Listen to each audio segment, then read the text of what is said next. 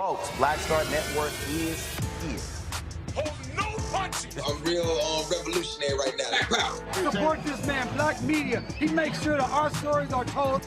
Thank you for being the voice of Black America, Roland. Stay black. I love y'all. All momentum we have now, we have to keep this going. The video looks phenomenal. See, this difference between Black Star Network and Black-owned media and something like CNN. You can't be Black-owned media and be scared. It's time to be smart.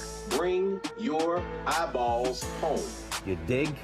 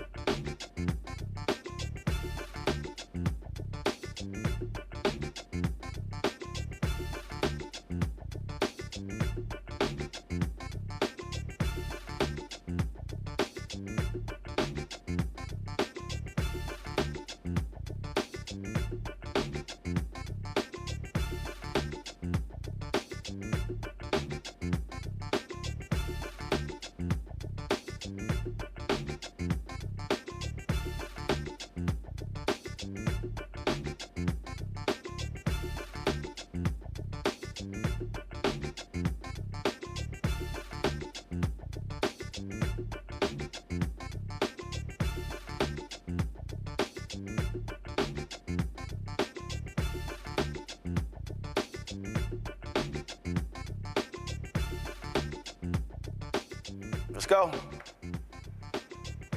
Folks, it's Friday, November 8, 2024, coming up on Roland Martin Unfiltered, streaming live on the Black Star Network. Well, you know what? Guess what? Folks thought the Trump presidential win in 2016 was a one-off. Well, Ellie Mistel will explain how Tuesday's outcome proved that the country is much more right-wing than folks thought. Now that, of course, the Orange One has returned to the Oval Office, what happens with his criminal election interference case?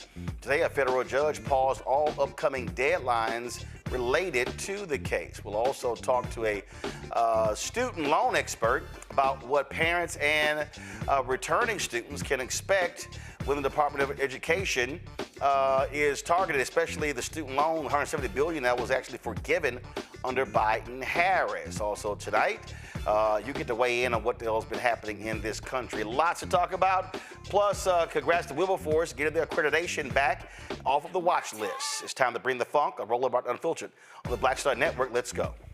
He's got it. Whatever the miss, he's on it. Whatever it is, he's got the scoop, the fact, the find. And when it breaks, he's right on time and it's rolling. Best believe he's knowing.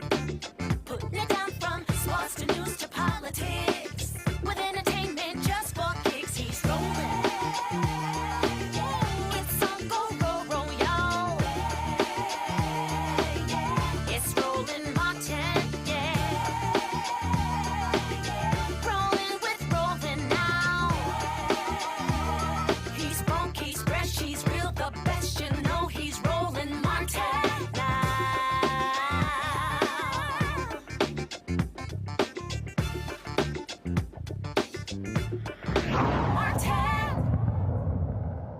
Well, a federal judge presiding over Trump's election interference case has agreed to pause all upcoming deadlines after special counsel Jack Smith requested it. Smith and the DOJ are trying to figure out the best way to wind down the election case as well as the classified documents case. The decision is based on longstanding Department of Justice policy that a sitting president cannot face criminal prosecution while in office. The government will file a status report on otherwise inform the court of the result of its deliberations by December 2nd. The Georgia case against Donald Trump for allegedly conspiring to interfere with the 2020 election will go on hold until after the term of his office ends. Let's do this here. First of all, also on Tuesday, Judge Juan Merchan will decide whether to grant Trump's pre-election request to throw out his conviction on 34 felony counts in New York. If Merchan sides with Trump, it would almost wipe clean his slate of criminal cases. If he upholds the conviction, he will proceed to sentencing later this month. However, that will likely spark more delay attempts from Trump and open up an unprecedented new front for America's criminal justice system. Go to my panel. Michael Imhotep hosts African History Network show out of Detroit, Caleb Bethea, communication strategist out of D.C., Matt Manning, civil rights attorney out of Corpus Christi. So, and you know what? And we're going to talk about Ellie Mistel or some other stuff, but he's a justice correspondent with The Nation. So let's just go ahead and bring him in on this too. Matt, this is real simple. This punk got away with it. He got away with it. This was slow. Attorney General Merrick Garland should be ashamed of himself because his delays allowed this to happen, allowed them to run the clock out. This man, and frankly, I hope the judge in New York doesn't throw the charges out. I hope he proceeds with sentencing because one, he hasn't been sworn in yet. He right now, I don't give a damn he's president-elect. He has not been sworn in. And so that needs to happen. And what it will say is, yeah, you could go ahead and break the law. What it will say is Donald Trump is absolutely above the law. Exactly. I mean, we already know that the justice system does not treat your average citizen the same way it treats wealthy citizens, let alone people who are of lower socioeconomic status. That's just the truth of the justice system.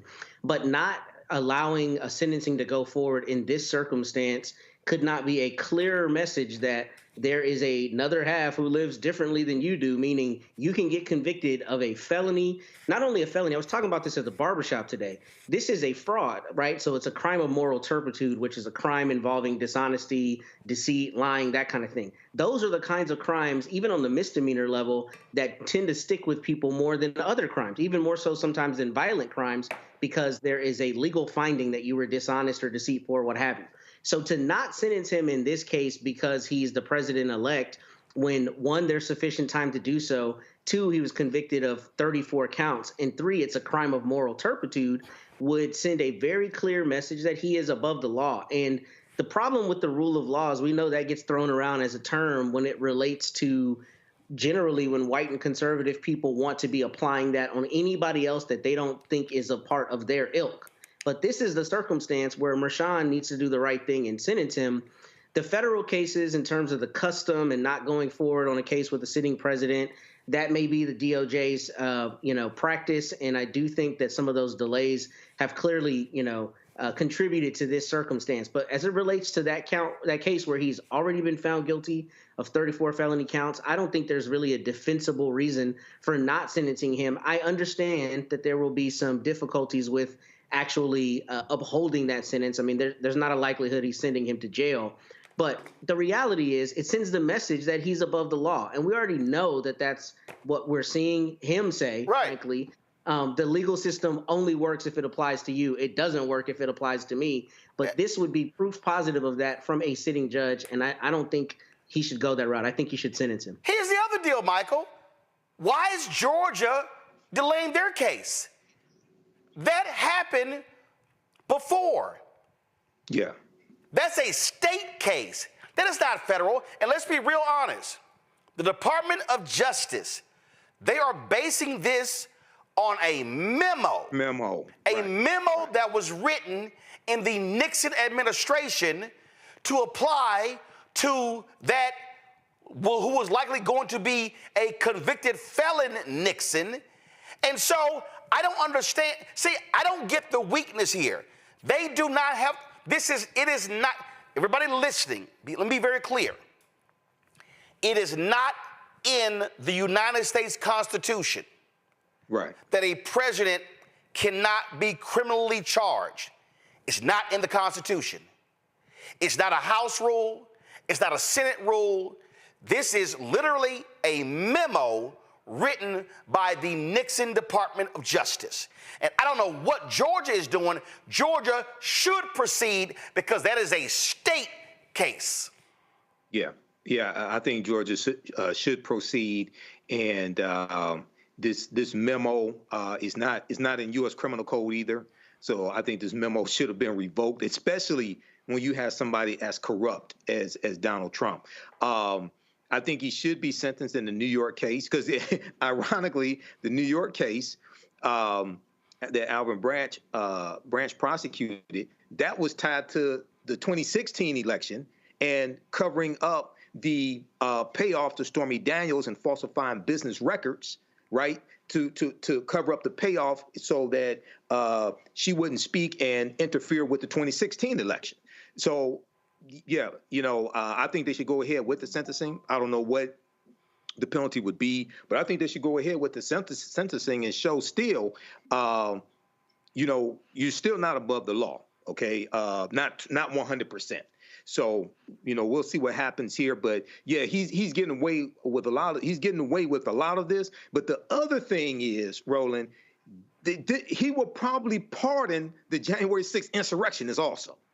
Okay, which is something on a whole nother level of white privilege and extremely dangerous, showing that you can assault Capitol Hill police officers, you can attack the U.S. Capitol, you can try to interfere with the certification of the election results, the Electoral College election results, things like this. You could do all that, and then the person who incited you, he's going to give you a presidential pardon. Kelly? So but at the same time, Right. you want to give police officers 100% immunity from criminal prosecution. Kelly? Yeah. Oh, Kelly? Yeah. I think I'm just over it at this point. Of all the people to delay processes, you would think that Merrick Garland, of all people, would know not to do that. He is a victim of delayed processes. He should be on the Supreme Court, and because of delayed processes and inaction, he's not.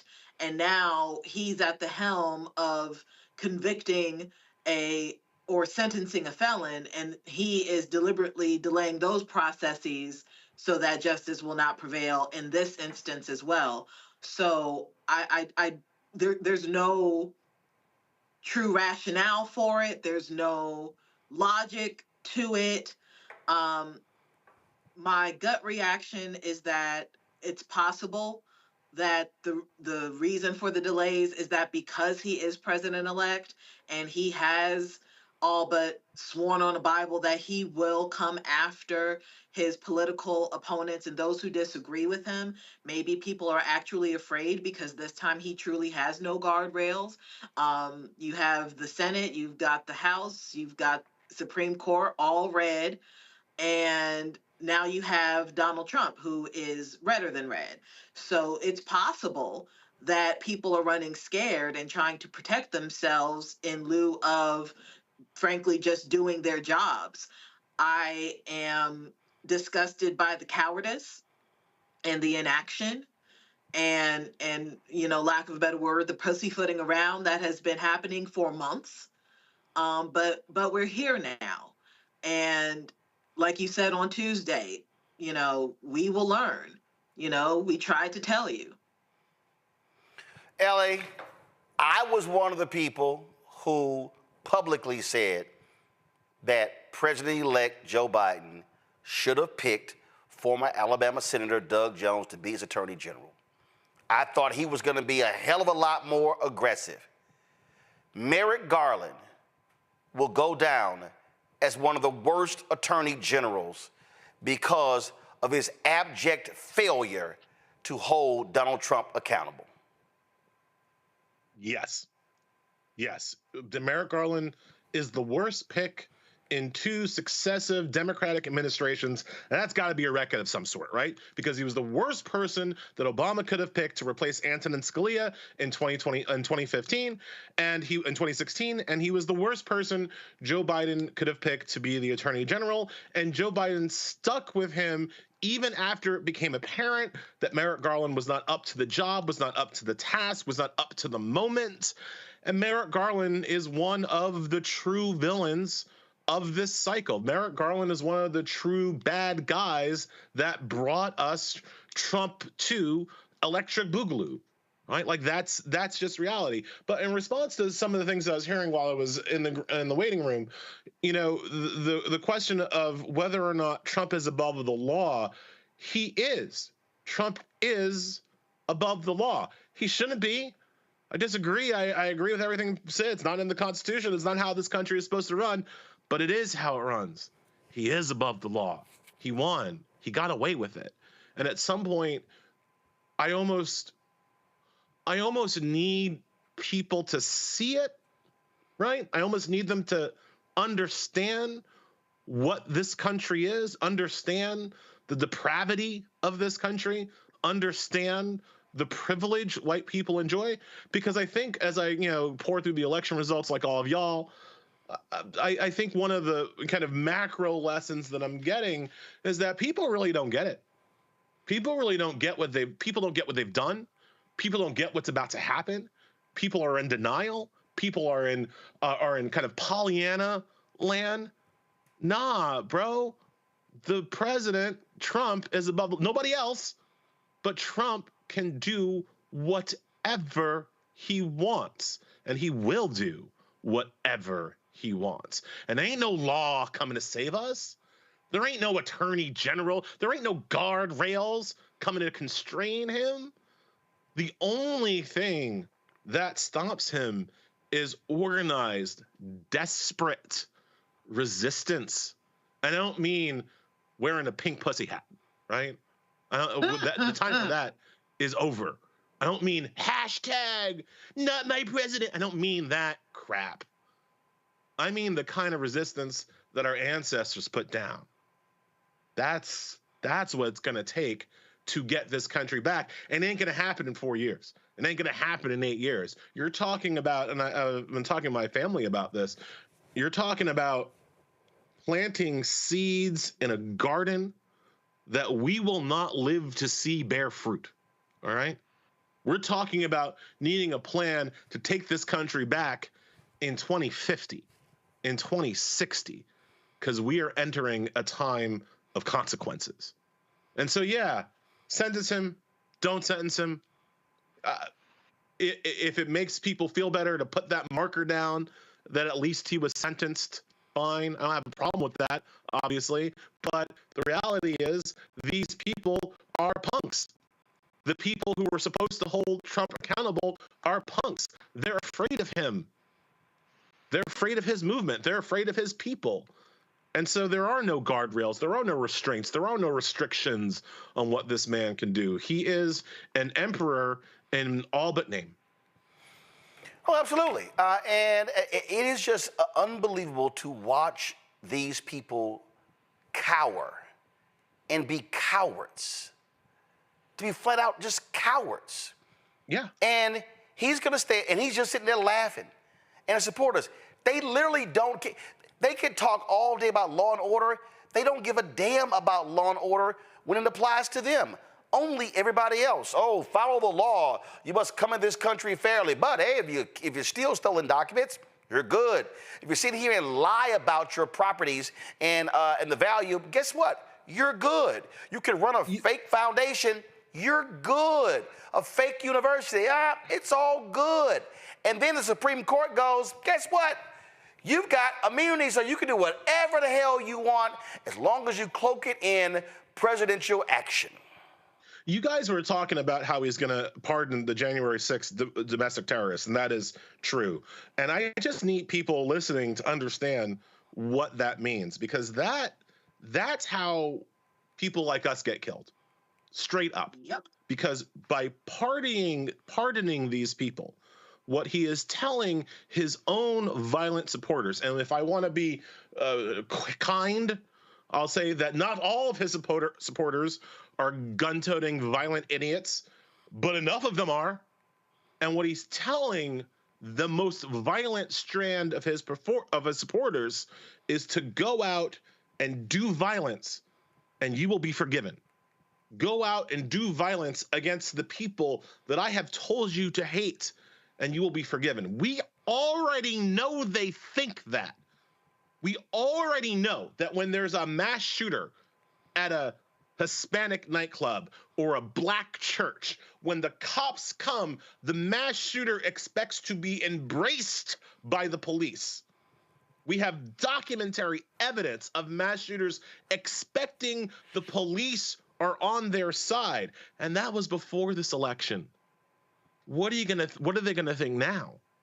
Speaking of the police, what are the police gonna think now? Of the thousands and thousands and thousands of law enforcement officers who voted for Donald Trump, sure, who voted for a convicted felon over a prosecutor, of the law enforcement people who were able to vote for a felon instead of a prosecutor, sure. Some of them might have been concerned about inflation, but some of them weren't. Some of them, I'm sorry, were not motivated by economic anxiety. Some of them voted for the felon over the prosecutor because some of them want to crack black skulls. And what Trump has said is that he wants to give the cops the kind of absolute immunity that he himself was given by the Supreme Court. So what does that mean for us? Because it turns out, folks, I don't get to know what the cop was motivated by, what the Trump voting cop was motivated by when I drive past him in my car. I don't get to know whether I'm being, the patrolmen in my community, I don't get to know if they were inspired by economic anxiety or something else. And these are the people who will feel particularly empowered to do violence against us. And so while everybody else is kind of still in the kind of, not everybody else, but while most of the kind of Democratic poobahs and talking heads are busy doing the like, oh, well, what are the lessons from the election? And who are we going to run in 2028? Is it going to be Gavin Newsom? I don't know, bro. Like, while they're having that discussion, I'm having discussions with my family and my kids about whether or not we're even safe to stay here. I'm having discussions with my family and my colleagues about whether or not I can even continue to do what I do in a safe environment, given not just the obvious state-sponsored paramilitary forces that are now trained on us, on our community, but from the threats of any violent MAGA asshole with a gun who feels empowered by this violent president. That's the story of this election that we're still trying to work through. I'm not even worried about 2028. I'm trying to make it to 2028.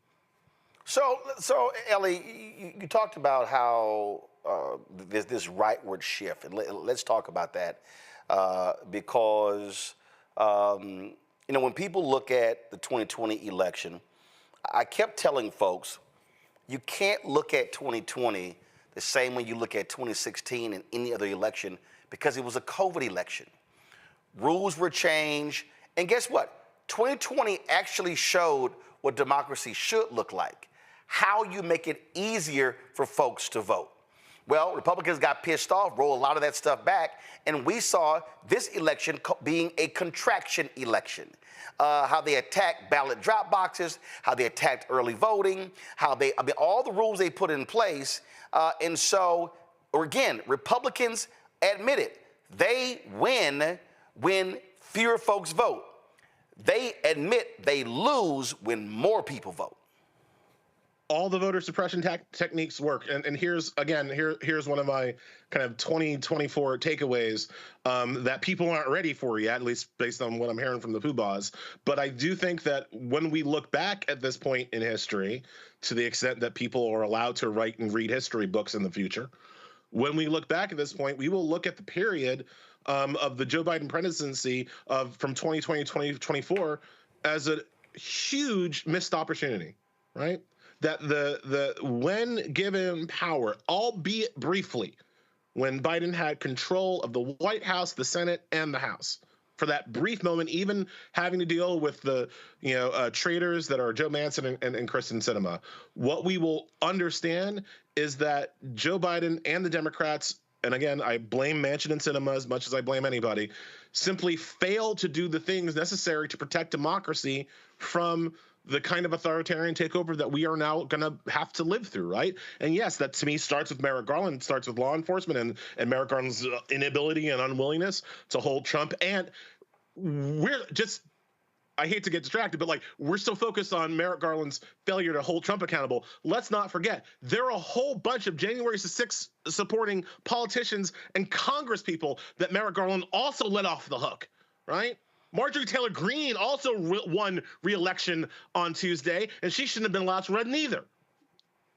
But anyway, in addition to Merrick Garland and his abject failure as a professional person, we will see that the Democrats did nothing to secure the voting rights that allow Democrats to be elected in the first place. They did nothing to restore the Voting Rights Act to its pre-John Roberts glory. They did nothing to stop the states from changing the voting rules, decreasing the times for early voting, making it harder to mail in your ballots, contracting the number of polling places, increasing the lines and the hurdles that people face in order to go vote. They did nothing to stop that at the state level. They did nothing to stop the Republican takeover of state boards of elections. This election wasn't stolen in the sense that there absolutely was not some kind of precinct level, like I'm going to take the votes and stuff it in my ear. Like, no, that's not how this election went on. This election was free and fair based on the rules. The rules themselves were broken, and the Republicans broke them, and Democrats did nothing to fix them. And that is also why they lost. I don't blame Kamala Harris for not being able to inspire an extra 20 million people to crawl over broken glass to vote for her. I blame Democrats for allowing Republicans to break the glass and put it in their way, frankly. And that is also the story of our times. It is a Democratic Party that has lost basic self-preservation instincts. Remember, we were sitting here in 2020 after, in the transition period. What were we talking about to deal with the Senate, right? We weren't talking about like, oh, how are we going to get Manchin to go? We didn't even know Kristen Sinema was going to go full, Karen. But we weren't talking about Joe Manchin. We were talking about adding Puerto Rico as a state. We were talking about adding DC as a state. Where the hell did those bills go? Notice how that, you don't think that would have helped to have 10 extra electoral votes and 4 extra senators just now? Yeah, you don't think that might have helped somebody? But no, Democrats didn't do that. No, we didn't have the time to do that. No, we didn't have the focus to do that. And so we are where we are. Like, Roland, you know this because you've seen me offline. I got people asking me in the past week, what are we going to do about the courts, Ellie? What are we going to do about the justice system, Ellie? And my response, and it's not a flip response, but it is an angry response. My response is, well, what you could do is go back 4 years and listen to me then. Because 4 years ago was our chance to stop this. 3 years ago was our chance to stop this. Now it is what it is. Questions for Ellie from our panel. Kelly, you first. I'm trying not to cry, frankly, because I've been following Ellie for years. And we've met, and he knows how much I just deeply love his rhetoric and his writings. I just feel broken. I feel like I did all I could do, and it wasn't enough, because it wasn't enough. So I guess my question is there anything we can do at this point? My initial reaction is no, but outside of ranting and raving on social media, which might be the last safe space that we can do such a thing, what else is there left to do? Well, it depends upon where on social media we actually do part. Which is one, before I go to Ellie, which is one of the reasons why I really hope black folks move over to fan base. I hope Isaac Hayes develop a Twitter style or thread style functionality to the app as well, because Elon Musk has turned Twitter X into a right-wing cesspool, and that's all it is going to remain. And so that's what needs to happen. But Ellie, go ahead. Yeah, so I'm going to wrap those two responses into one, right? Because one of I think Musk is actually a big part of this, right? It's Elon Musk, it's Peter Thiel, and it's David Sachs. And what do those men have in common? They're all white South Africans, right? And I don't mean white South Africans in like, oh, post-apartheid, playing rugby with Matt Damon white South Africans. I mean white South Africans whose financial base comes from their participation in apartheid. That ain't an accident. And I think that when we look at the future and we look at how these three white South African men have incredible access to power, have incredible access to the structures of our government, we have to remember that apartheid, that South African apartheid, was not merely a moral failing of white folks. I mean, it was obviously a moral failing of white folks, but it wasn't merely a moral failing. It was a structure.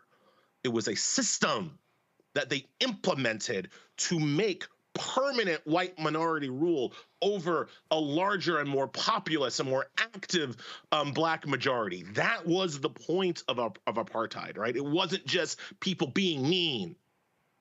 And that is the kind of structure they're going to try to put on us here. That is the yoke that they have fashioned for us here. And so, to Kelly's question, like, is there enough, right? Is there enough to be done?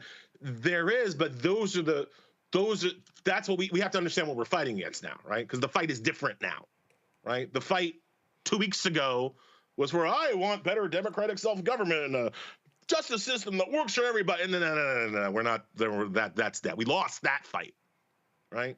Now comes the fight to maintain our humanity and dignity in the face of oppression. That is the only fight now. Is there enough effort? Is there enough soul? Is there enough passion in our community to do it? Hell yeah, there are. Because this will not be the first time that these people have tried to take away our dignity and our humanity. And the history has shown they have lost every time. They can beat us, they can kill us, they can rape us, they can steal us. They cannot defeat us. But we gotta look after us. We gotta be there for us, and we have to understand our fight is for not our freedoms, which are nice, but our dignity and our humanity is our fight now. And we can do that. We can fight for that, and we can win that fight. And the freedoms will come back later. Well, I mean, like I said, we are not building for 2028. We're building for 2050. We're building for 2060. We're building so that our children can start, right? Can join the fight where our parents join the fight. We gotta. That's the goal now, I think. Matt? Yeah, I want to first say, Ellie, I read your piece in The Nation, and I think you said in 2 sentences what I have tried to say inartfully when you said he is them and he tells them that being what they are is okay. I thought that was profound because that's precisely what has been behind what I've seen with not only a lot of the rhetoric, but a lot of the support, because he's emboldened people who would otherwise not have the confidence to say some of the hateful things that they believe. He's put that on the front stage. So I first want to commend you because you said it beautifully. But my question for you is, what do you think is the most effective and immediate form of resistance that we have, and where does it lie? Is it on the local level? Is it, in organizing a certain way behind a certain thing? I'd love to get your insight on that. I mean, Matt, man, if I knew, I'd be telling you. Like, I'm not. I don't know yet. I'm still trying to work that out for myself. Again, I'm still very focused on like personal safety and those kinds of concerns. I don't know yet what the first line is. My instinct is where yours is. My instinct is that it's local, right? My instinct is that it's not national. It is through the local structures of the government where we still have, to use a white South African term, we still have some form of home rule. And we need to exercise our home rule as much as possible. Like after 2016, I'm going to become a huge fan of federalism and states' rights for a bit, because that's going to help me right now. But I do think that even more so than those concerns, it is about the first line of defense is within our own communities and protecting each other and building each other back up, right? I think that valence can't be lost. I mean, we always say when we come on the shows like Roland's, right? We always say, ain't nobody for us but us, right? We always have that in the back of our mind, but that almost like has to be like in the front of our mind right now, right? Because we are the only people who are going to care. I mean, that's what you get from the exit polls, right? We're the only people that care about us. We're the only people who give a damn about us. And that has to be front of mind with all of our interactions, with all of our resistance or whatever you want to call it. Whatever power we have to turn that power into power that's going to protect us first, because ain't nobody else going to do that. We know that now. Michael? Hey, Ellie Mastal. Good to talk to you again. I had a two-part question. Hey, I'm all right. I had a two-part question here. When you talked about Democrats didn't do enough to protect voting, I'm paraphrasing you, protect voting rights, to expand voting rights, things of this nature. There's a piece from BrennanCenter.org, Brennan Center for Justice, from August 2024. It talks about how voting laws have changed in battleground states since 2020. And they looked at 9 battleground states. One of them was Michigan, where I live. And in Michigan, we had 10 laws that expanded voting rights. But we had, Democrats controlling the House, the Senate, and our Governor Gretchen Whitmer. And in Nevada, you had 6 laws that expanded voting rights, whereas other states controlled by Republicans, they had laws to make it harder to vote. So what were some of the things that you think Democrats should have done to protect voting rights and expand voting rights? And the second part is the John Lewis Voting Rights Act. It passed the House of Representatives, but in the Senate, you had 16, all 50 Republicans voted against it in the Senate, including 16 sitting Republicans who voted to reauthorize the 1965 Voting Rights Act in 2005, 2006. And I was just wanting to get your expert opinion on what we could have done to try to get that forced through the Senate. It did pass the House of Representatives. Right. So and no Republicans in the House voted for it either. Let me just say that too. Right. So on the first question, I think what the Democrats should have done is very similar to what the Republicans are about to do, and use federal power to standardize voting across the nation, right? So yes, I agree. Michigan actually did a pretty good job of not retrenching on voting rights because it had 3 Democratic control of all 3 branches of its government, right? But that was not true all around the country. And even though it's true, even though some states are better than other states, I think part of the problem when you really get into like voter mobilization, right, is that it is confusing because how you vote changes radically depending on where you live. So you can't have a nationally targeted, campaign around just the nuts and bolts of getting people to the polls, because it's wildly different everywhere else, depending on where you live, right? So like I am an expert on how you vote in New York City, right? How you vote in New York State. I know that very well. I have no idea how you vote in Jersey, right?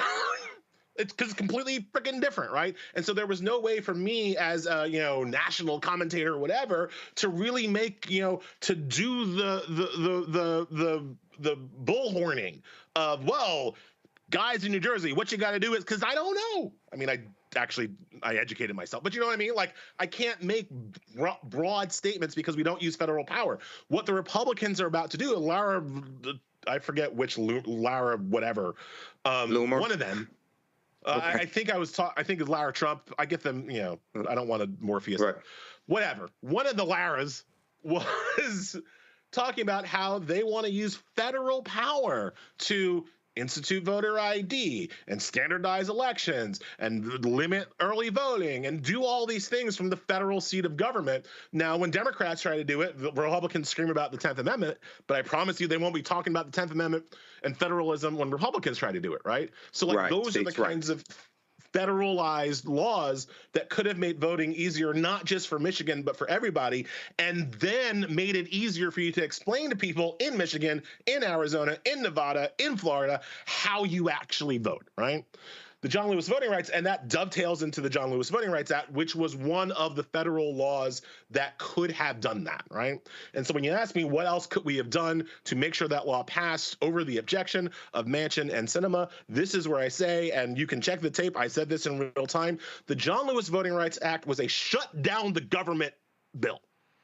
You don't pass anything until after what happened on January 6th. After the attack on democracy, that is the first bill you pass, and you don't let the government function until it passes it. That is what I would have done. I know Inflation Reduction Act, this, I know that we had other priorities. No, that was the first and only priority. That should have been the first priority and only priority of the Biden administration, because you do not have a democracy without the franchise. You just don't, as we're seeing right now. And the political uplift to get the John Lewis Voting Rights Act done was in the aftermath of January 6th. You shut down the government. You don't let anything else come across the floor until they pass that. You attach that bill to every single budget that you dare to try to pass. You should be able to. Yes, you do exactly what Congressman Powell, Adam Clayton Powell, did when it was called the Powell Amendment.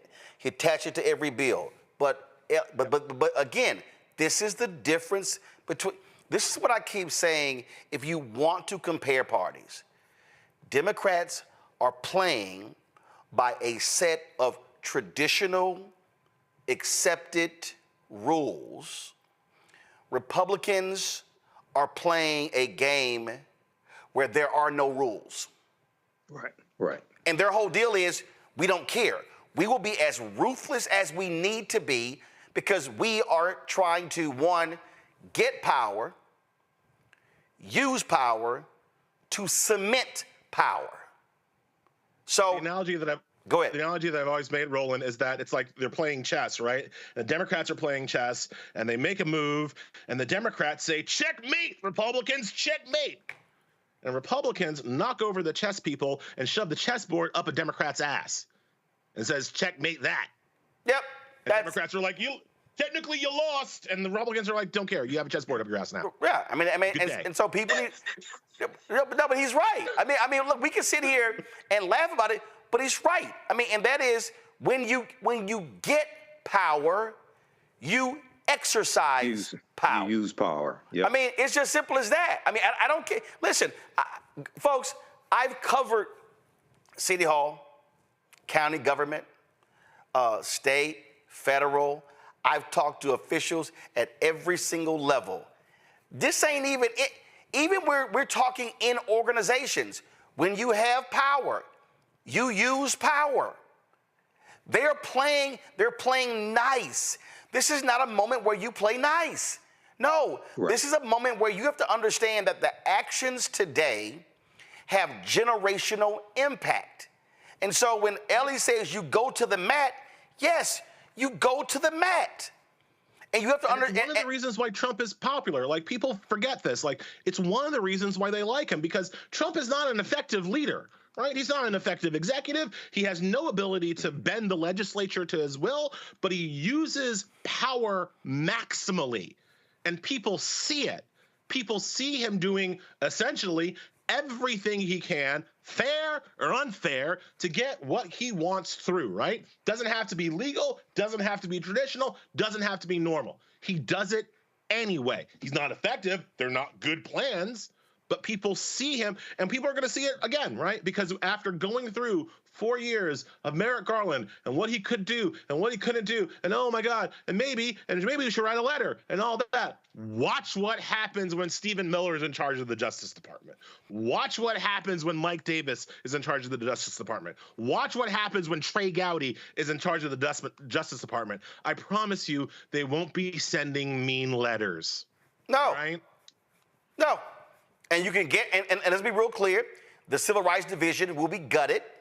You will have no patterns and practices investigations of police departments. Roland, I hope it's gutted. I hope it's good. The best case scenario, The best case scenario is that it's gutted. The worst case scenario, the scenario that is outlined in Project 2025, is that it is weaponized against black people. Project 2025 talks about changing the Civil Rights Division to suing organizations and institutions that, quote, use DEI as racist against white folks. The civil rights battle for Project 2025 is racism against white people, and they want to use the Civil Rights Division to do that.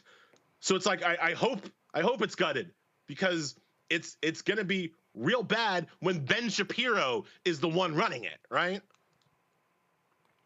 Absolutely. Ellie Mistel, we appreciate it, Ellie. Get some rest, rejuvenate, relax. A bunch of folks called me today and they were like, man, Chicken, how you feeling? Man, you were really working in the campaign. I said, listen, let me explain something to you. I said, first of all, I'm fine. They said, well, what are you focused on? I said, I'm focused on losing 20 pounds from the campaign. I said, because you couldn't work out, you couldn't eat, you were going so hard. So I said, that's the first thing. I said, getting at least 7 hours of sleep. I said, but let's be real clear. I said, I will be part of the resistance.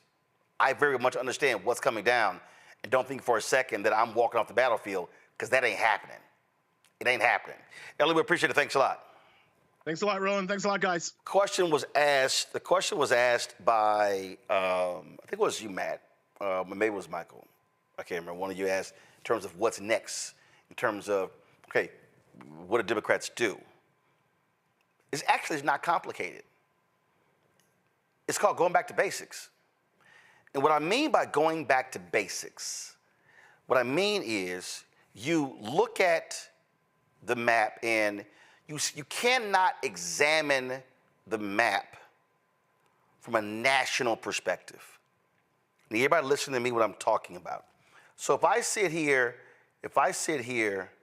and look at, like I was just reading a story.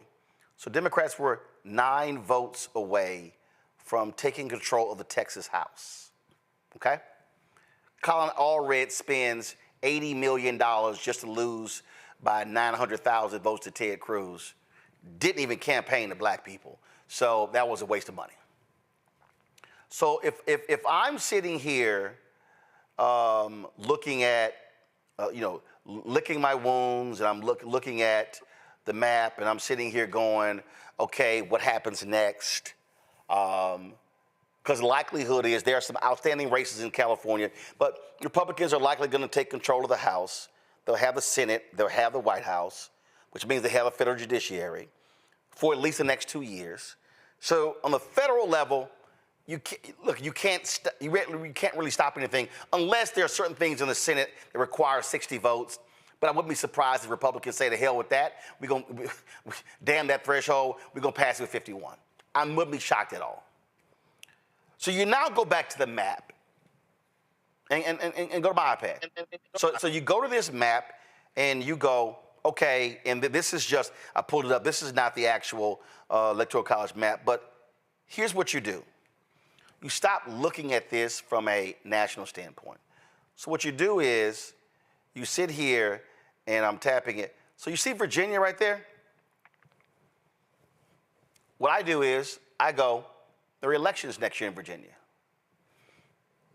23 Democrats took control of the House in Virginia, and they control the Senate. So what do? You focus on Virginia and keeping the House, and Don Scott remains Speaker of the House. That's what you do. There's a state Supreme Court seat in Wisconsin. Right now, Democrats have a 4-3 majority. You know what you do? You win that seat to go 5-2. You then begin to look at other states and begin to say, where are the mayoral elections, city council elections, county elections, state rep, state senate, gubernatorial, those races? That's actually what you do. You have to, you grab power where you can grab power. So let's take North Carolina. Democrats did not, Vice President Kamala Harris and let's just talk about the white folks in North Carolina, okay? Democrats won a slate of offices, but they voted for all these people, but not the top of the ticket. That's real interesting. That's another conversation. So you now go, okay, in North Carolina, on Tuesday, Democrats did not take control of the House or the Senate, but they did win enough races to reduce the Republicans, so now they no longer have a supermajority. So now the Republicans can't overrule the governor with a veto-proof majority. That's what you do. You now begin to look at the map and begin to study the map and say, where do we go to get wins?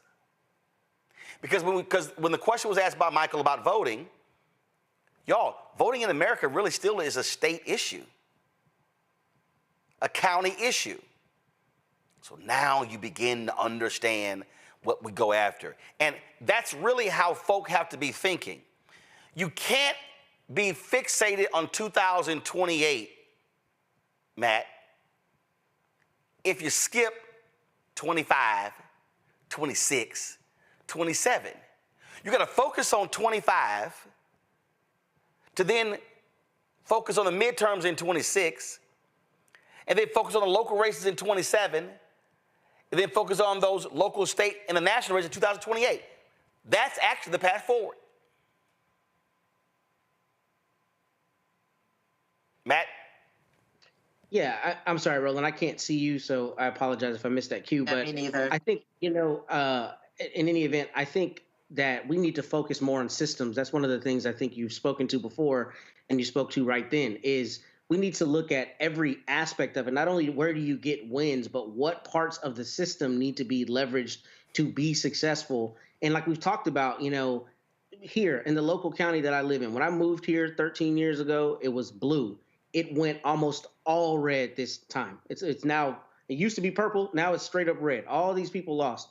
And I tell you that to say that's because the Republicans had a concerted approach to attack every single part of the system, every single element and layer of local government. They threw a bunch of money in and they just attacked every single thing. And I think sometimes what we do as Democrats is we too often focus on the outcome and trying to play the game the right way to get to the outcome, where Republicans have historically, or at least in the last several decades, focused on the systems, every part of the system. How do you change the rules? How do you get the actual, position? How do you change this from an individual to a board, and then you stack that board with gubernatorial appointment? I mean, every aspect of it. So when we have a more systemic approach, I think it will yield the results, along with the strategy of not only where do you get votes, but I think we also have to have a serious conversation about the abolishment of the Electoral College. I mean, it's crazy. I know that this time Mr. Trump did not lose the popular vote, but it's still crazy that you can have an outcome where you have a popular vote that's lost and somebody still wins because of the Electoral College. We can talk about that, in terms of a system, but in this day and age, I don't know that it serves the same purpose that it should, because we essentially live in a globalized country. It's a series of states, but having each of these little rules that applied as it relates to electors and who gets to vote and all of that, I mean, it makes it a more cumbersome process than I think it should be. And I think we need to have a serious conversation about that from a system. Well, I get that, but here's why for me, I can't waste any breath on Electoral College, because that requires a constitutional amendment. And, exactly. And that means I got to get it passed in the House, passed in the Senate, but what, 2/3? President signs it, and then it has to get approved by 3/4 of all states. And let's be real Let's be real clear, okay? Not gonna happen. Again, people talk about it. Let me go back to this map here. So let me go ahead and change. So Trump won Arizona, Trump won Nevada, Trump won Idaho.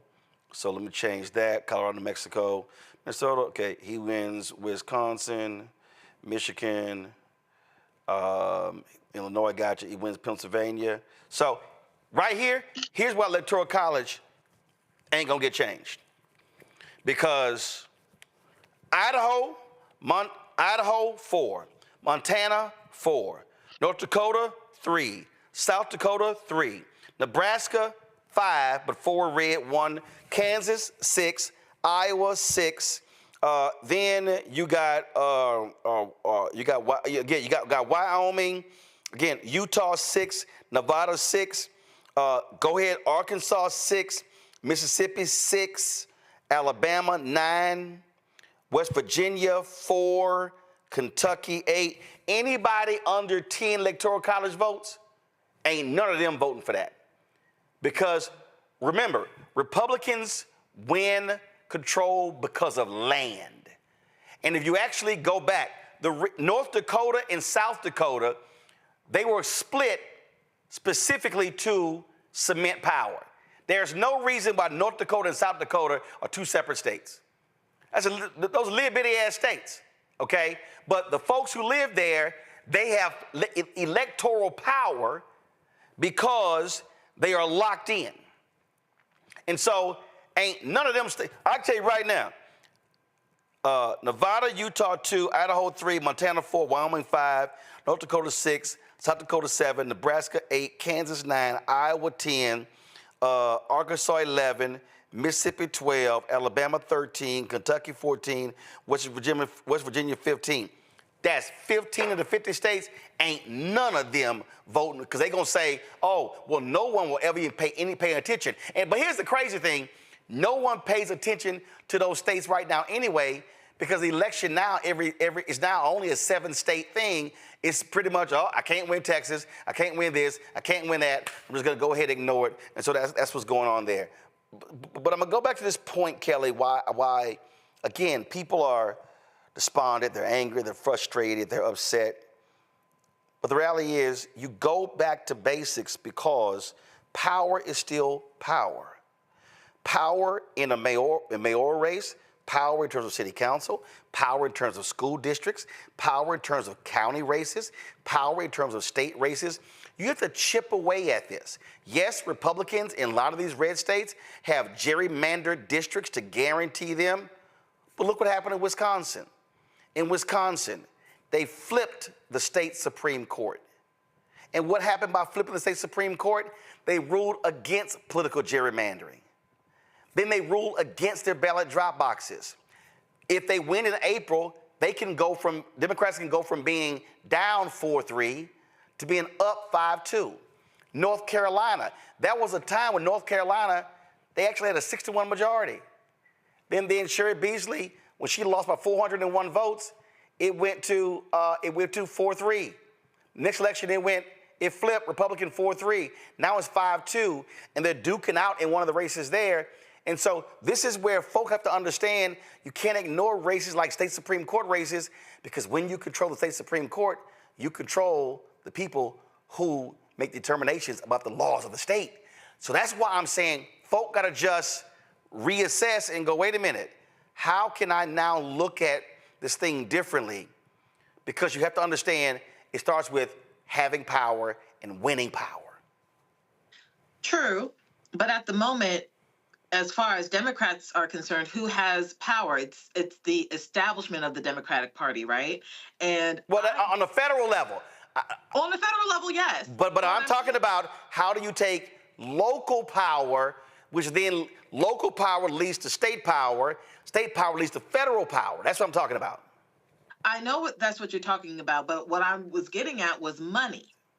Right? Because I've been on the ground in North Carolina on campaign trails. I've been on the ground in Maryland when it comes to campaign trails. And the common denominator when it came to even local elections winning was getting money from Dems, right? Getting money from the establishment of Dems. And if they don't understand what you are talking about in this segment, that power needs to be executed and not hoarded, and that we shouldn't be taking our tears for granted, and that we shouldn't be taking for granted an entire voting base just because, it is innate that we will not go to the GOP.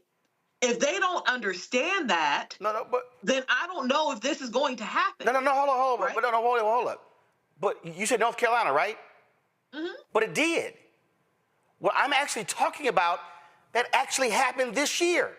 This year, Republicans right now have a supermajority in North Carolina, meaning they can override any Democratic veto. Democrats focus on state races. They were able to break the supermajority. They won. Give me 1 second. Let me pull it up. Let me find it. Timeline. Give me content. Let me pull the data up. What you actually saw. Results and data. Come on. Let me launch the election results dashboard. Okay. Election. So when I look at North Carolina this year, display results, office, Council of State. So when I look at, go to my iPad. This is the actual results in North Carolina this year. I can't see anything. Okay, I'm not sure. Guys, y'all figure out why they can't see, but I'll tell you. In the governor's race, Josh Stein, the Democrat, won governor. Lieutenant governor's race, remember, you have a Democratic governor right now, Roy Cooper, and a Republican lieutenant governor, Mark Robinson. Well, with the election, there's now a Democrat lieutenant governor. The attorney general in North Carolina is Jeff Jackson, Democrat. Mm-hmm. The state auditor is Democrat. Mm-hmm. Agriculture commissioner, the Republican won. Commissioner of insurance, Republican won. The Commissioner of Labor, Republican won. Secretary of State, Democrat won. Superintendent of Public Education, Democrat won. And the Treasurer, Republican won. So those are the state races. That's a perfect example of, so Democrats in North Carolina won the major races in the state. They clawed back some races on the state representative level. And so now Republicans don't have a total lock on the state. So what I get that. So I'm saying, so what I described, that's what they did in North Carolina. I'm not disputing what they did in North Carolina, but North Carolina was able to do that because of money.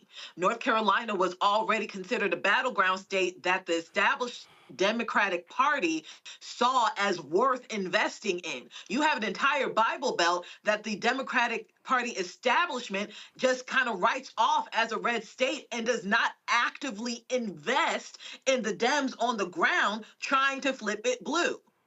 Georgia was the first time in years where that happened. That's how it flipped blue in 2020. And they're not doing that for Mississippi. They're not doing that for Louisiana. They're not doing that for Tennessee and Arkansas. They're not doing it for the Bible Belt. That's my point. But Georgia flipped because they didn't wait on national. That's exactly what I'm talking about. They didn't wait on. They also had an infrastructure strong enough to do that as well. No. It's kind of a chicken and egg situation. No. They created the infrastructure. It's exactly what I'm talking about. What they did in Georgia, in 2012, after the election, I'm at CNN. Congressman Chris Van Hollen of Maryland, who was over the DCCC, is waiting to go on. And I say to him, man, when are you guys going to invest in building an infrastructure in Georgia and Texas? I said there are 2.1 million eligible Latinos in Texas unregistered. There are more black eligible voters in Texas than any state in the country. He goes by Texas and Georgia, they're red. I said, they're red because you're not organized. He blew it off. So what do the Georgia people do? They stopped waiting on national campaigns. They said, we're going to create an infrastructure. We're going to go raise the money, and we're going to do it. And what I'm laying out here, Michael, while people are sitting here, you see Gary Chambers with his videos as well. Folks are sitting here like, oh my God, what do we do? And what I'm saying is, how you win is by going back to basics, which is local. You focus on winning local power.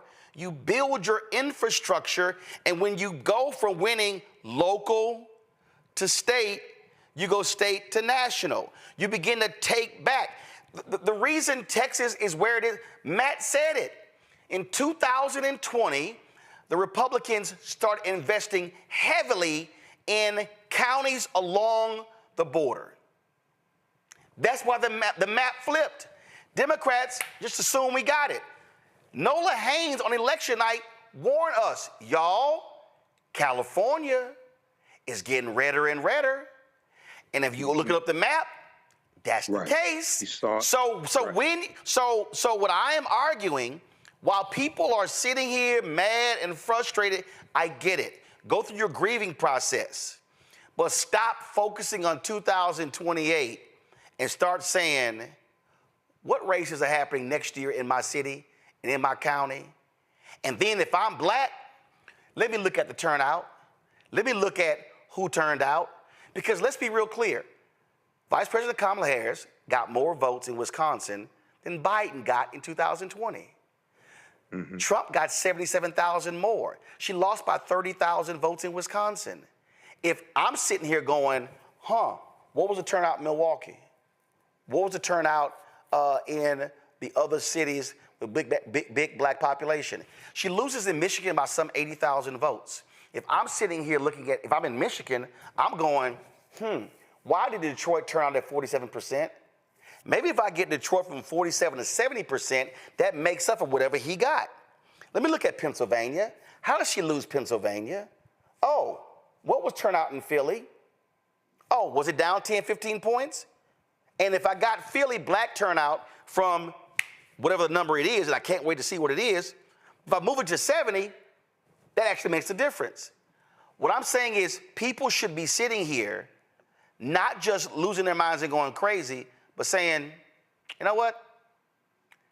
Let me focus on the next race and then elect my guy, and then elect my woman, elect my person, and stop trying to focus on, oh my God, what's going to happen over the next 4 years? Go local and build. Yeah, you have to build power where you live. Build power locally, run for those local elections, raise money for those local elections, whether it's school board, city council, mayor, et cetera, county executive, county commissioners, things of this nature, state legislature as well. So a couple things here quickly. So I saw the video from Gary Chambers, okay? A friend of mine sent that to me, and I saw people on my social media platforms talking about it.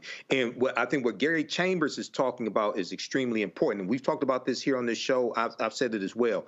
We have to focus on building this black political infrastructure.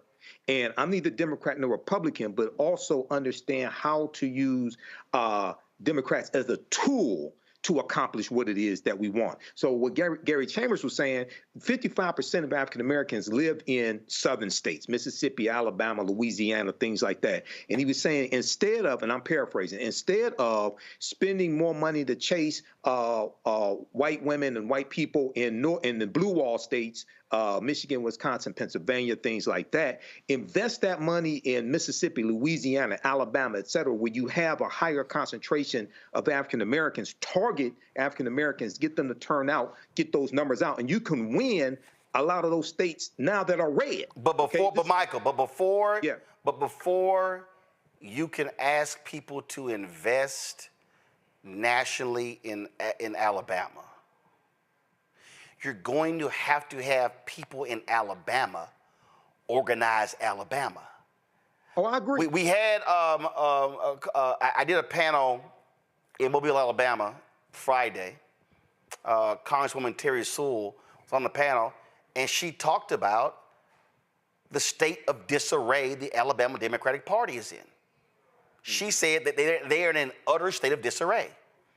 And so my deal is, what you do is you have to tell people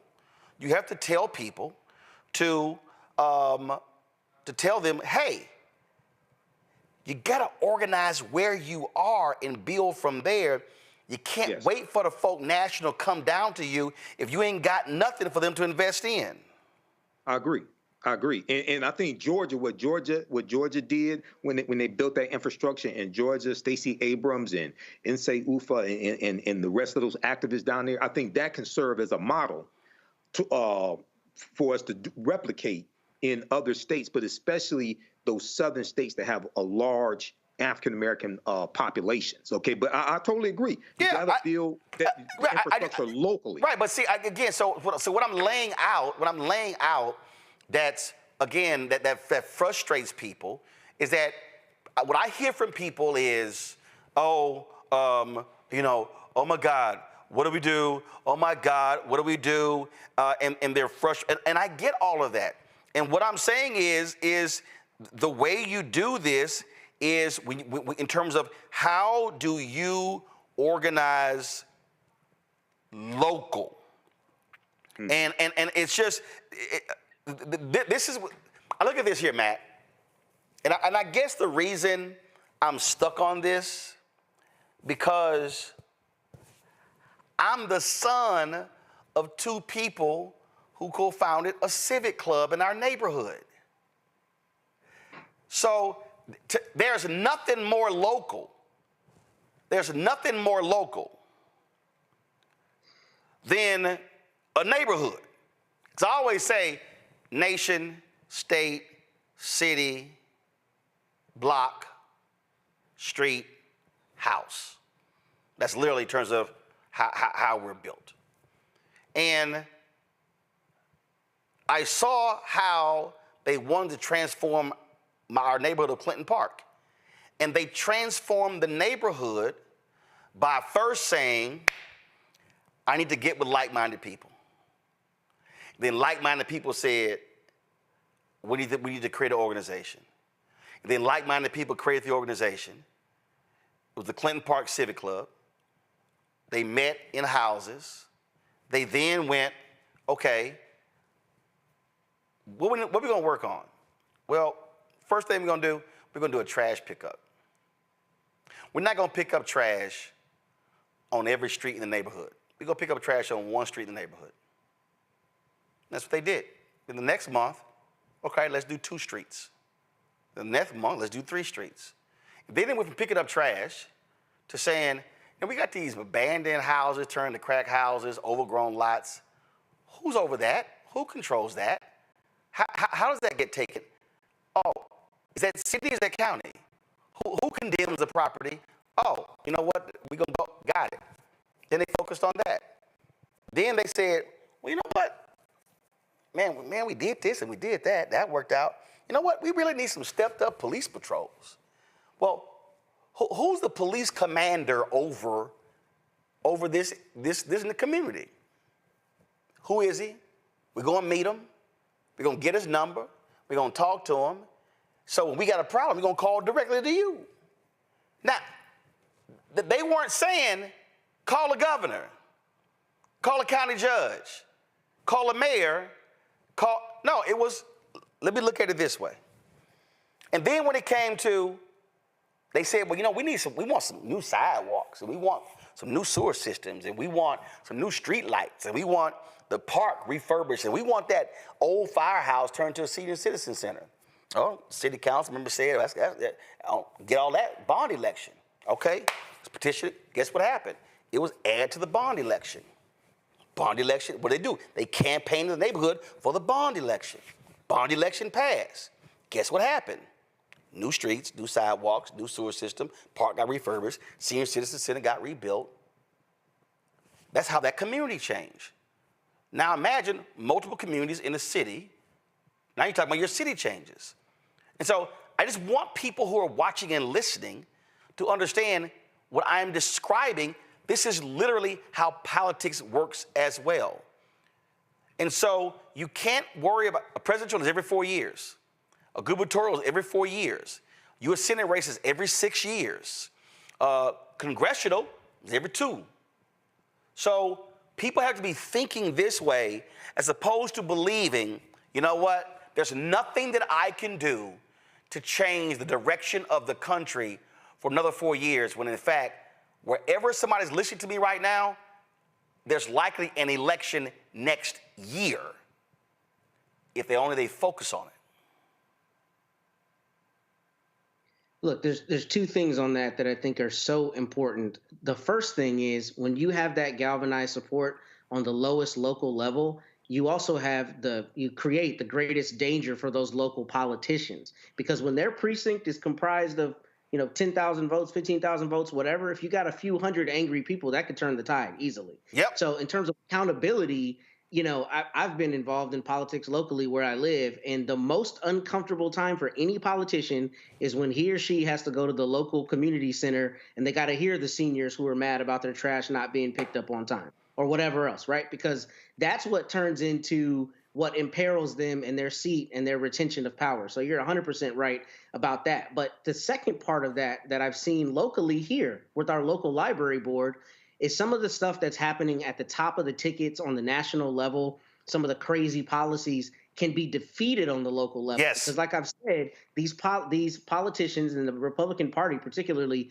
here in Texas, has honed in on things like school boards and the library boards. Yep. All of these social policies that they're attacking, they're going down to the smallest level to try to implement some of those policies. They can be defeated on a one-to-one basis in these small communities when people come up and say, no, you're not going to turn our library board into some, fascist propaganda machine. We're going to vote that person out, or we're going to overrule that or make that a proposition issue. So your point is extremely well taken. I think sometimes the fact that they're a part of these larger political machines that reach all the way up to whoever's in the White House desensitizes us to the fact that on the local level is where we have the most accountability and the most ability to affect change.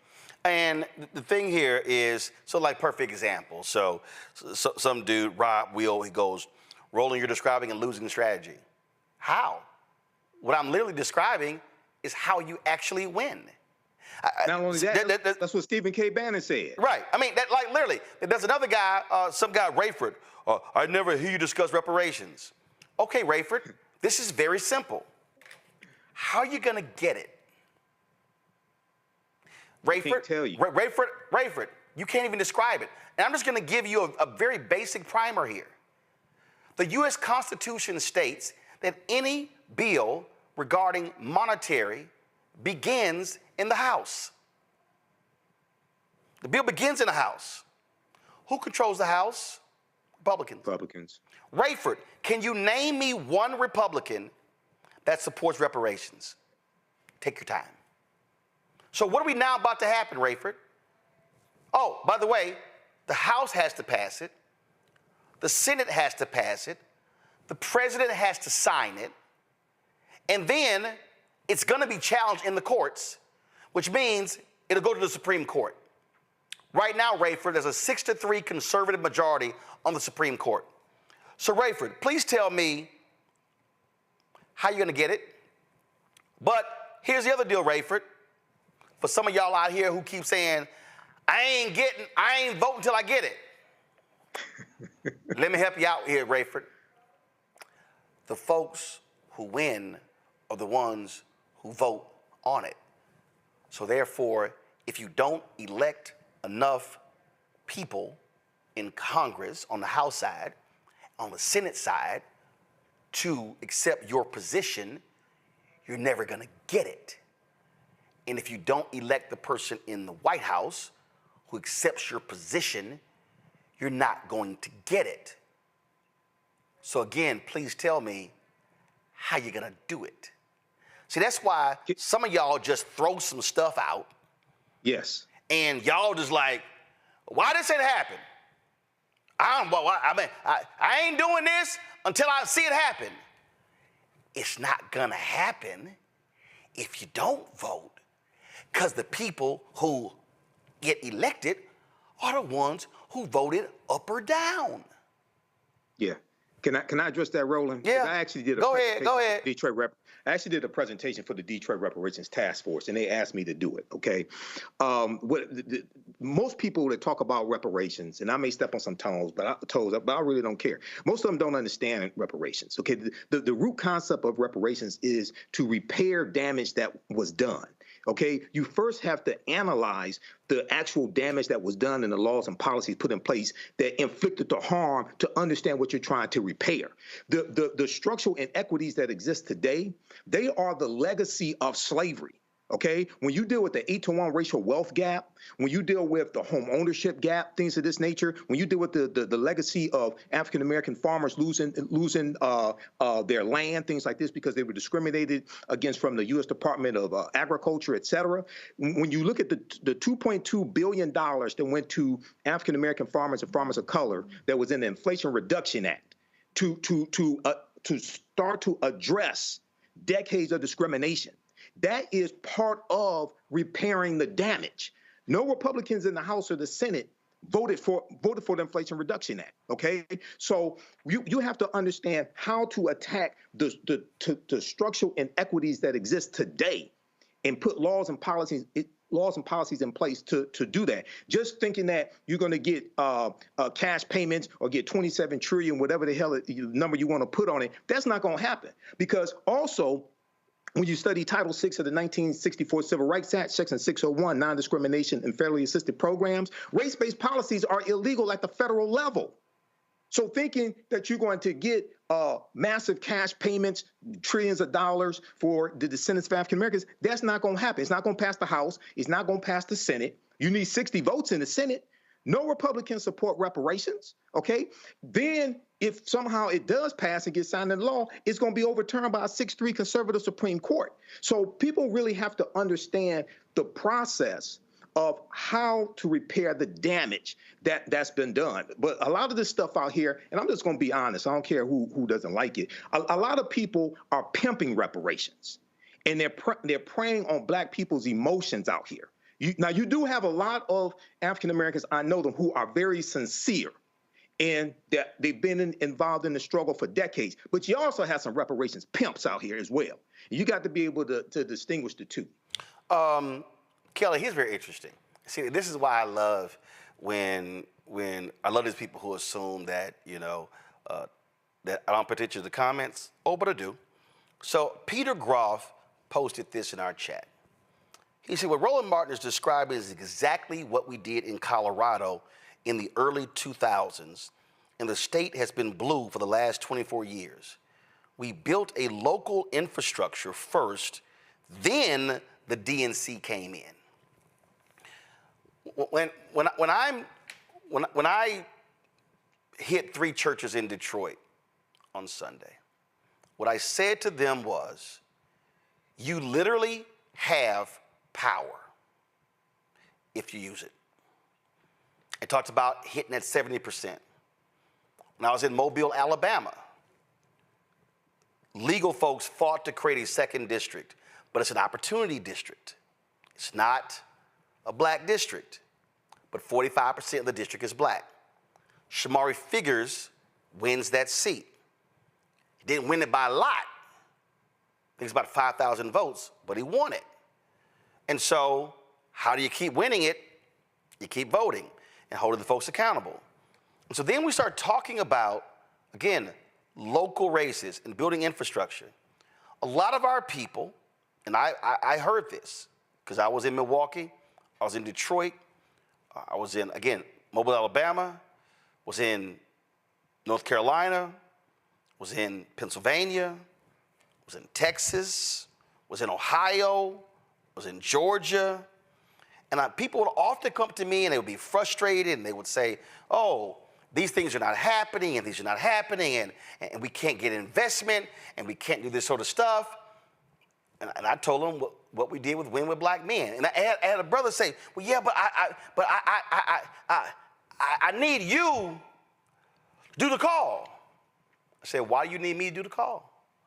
Yeah, because see, a lot of folks know you. I said, do you know 30 brothers? Yeah. I said, well, then do your call. And he looked at me like I was crazy. I said, yeah, you should do the call right where you live with the 30 brothers and have the 30 brothers invite at least one brother each. And y'all second call is gonna have 60 brothers. The thing for a lot of people is they actually don't, it's getting them to actually believe that they can be empowered to change this game without asking or without waiting for permission. Yes. I Seize the certainly see your- power. Hold on, Kelly, go ahead. I'm sorry. Yep. I certainly see your point. I just think that a majority of Americans in general, not just Black Americans, but any marginalized group, is tired of having to do it themselves, right? Like your examples so far include those who either already have money, already have a wherewithal, already have a mindset to change. But Actually, that's not true. My parents didn't have money. The example that I described of the 7 or 8 people who started the Civic Club, only one person went to college. That brother went to Rice University. These people didn't have money. Now, you're right. They had a desire to change, but their desire was a very small one, and it built from there. But they didn't have money. They didn't have money. Sure. I mean, I remember hand making signs, so I know they didn't have money. I understand what you're saying. And I'm not trying to come up with excuses. That's not where I'm getting at with this. But those who actually need the change don't have that mindset. So how do you reach them? Easy. Or do they just get left behind? No, we have this very conversation, and then people spread this conversation, and people take it. In fact, somebody else commented. They said, "Oh my God, my sister, she met Roland." This is exactly what they did. I've literally traveled the country and met people who watched this show who said, "We did exactly what y'all talked about, and it worked." So part of the problem, I think, is that we're not having this granular, small, local-based conversation enough. It's always this national discussion where you got to raise $100 million, and then otherwise it can't work. I just think we have to encourage people that wherever you are right now, watching or listening, you literally can change the political environment where you are, but you have to start to get with like-minded people and just start. But you don't need a lot of money. You don't need big name. You don't need concerts. You just gotta actually pull enough people together to say, "Yo, y'all care about the same thing? Well, man, let's go and change this." I just want people to start. Yeah. I just want people not to be so frustrated that they think they're powerless. And that's what I mean. Right. Can I say something? Go ahead. I think... No, but go ahead. I'm sorry. And then I'm coming back to Kelly because I have to ask her something. Go ahead. I think at the root of this, Roland, a big part of this is that African Americans have to think that they are worth fighting for, okay? Because when you consume music and imagery that dehumanizes you and calls you all types of derogatory names, things like this, you think, some of us may think that we don't deserve to have more, and this is just how it's going to be. So you first have to have the mindset that you are worth fighting for, and this is worth fighting for your children, your grandchildren, etc. So I just wanted to say that, and then I wanted to just address something with the Japanese Americans. No, hold on, no, I can't. No, okay. I got a guest waiting. So go ahead. Go ahead. So there are a lot of black agents, a lot of students, and we don't know, Kelly, where this is emanating from. The FBI is investigating. There's text messages going around. People are saying, show up at the plantation on a certain date, whatever. And there are some college students, I've heard from a lot of different people, and they've been saying that, oh my goodness, these young folks, they're scared about what's going to happen. And one of the things that I'm hearing and seeing is that the different groups, especially on HBCU campuses, where they're saying, okay, we didn't get the result that we wanted, but we're going to be around for another 50, 60, 70 years, and so we can't check out right now because this is still our country. Your thoughts about that attitude? The attitude regarding the text messages and just... No, regarding some I've heard from some students who said, listen, I know some of my peers are devastated, really upset because Vice President Kamala Harris lost, but they also looking at the fact that, you got another 40, 50, 60, 70 years on this earth. What you gonna do? For sure. And like, I applaud those people who think that way, but at my juncture, I just don't. You know, I am tired. I am worn the fuck out. Like, it is, and I hate saying it that way, but my God, I'm tired. I have so much on my plate, and this is not me to complain and vent and bitch and moan about it, but I think about what millennials alone have gone through just since 2001, starting with 9/11. We have gone through unprecedented times every fucking time, right? We haven't caught a break. And for this election to be that one more unprecedented time, like, how much more do you want from me? Like, I'm just fucking tired. And I know I'm not the only one who feels that way, because I'm talking to people who are also just fucking tired. So if these young babies want to take up the mantle and fight on because they feel like they got 70 plus years on this earth, I don't know if we got 70 plus years on this earth, frankly. Our water's about to be some shit. Our infrastructure is about to be some shit. Our jobs are about to be gone. It's like, what exactly are you fighting for besides dignity and humanity? That is worth fighting for. I want to be clear. But where are you going to exercise that if everything else is laid to waste? So that's not hyperbole. So I get what you're saying. I get we need to start on a granular level like our grandparents did, et cetera, and build our way up. But we haven't even had a break to do that. My God, you said your parents didn't have money. They had a house. So my generation is the first generation that didn't have the house. So I'll say this. There is zero what I say we, post-civil rights movement generation. So my birthday is Wednesday, born November 1468. There literally is nothing that we have endured since 68 that can remotely compare to anything before 68. It ain't even close. Not even close. And so what I would say to anybody, I get being tired. I get being frustrated. I get all of that. But the one thing that I am absolutely thankful for is that there were folk before us who were tired of getting their ass kicked, who were tired of dogs, who were tired of going into department stores and couldn't try on clothes, who were tired of having degrees from HBCUs and they couldn't go work in corporate America. And they were forced to be janitors or teachers, or the folks who actually were in the military, who fought for the country and they couldn't take advantage of the GI Bill. The one thing I am thankful for is they didn't get tired. And when they were tired, they kept going.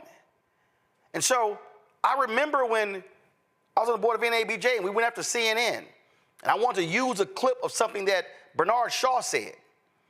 And Bernard Shaw said to me, Roland, it's simply y'all's time.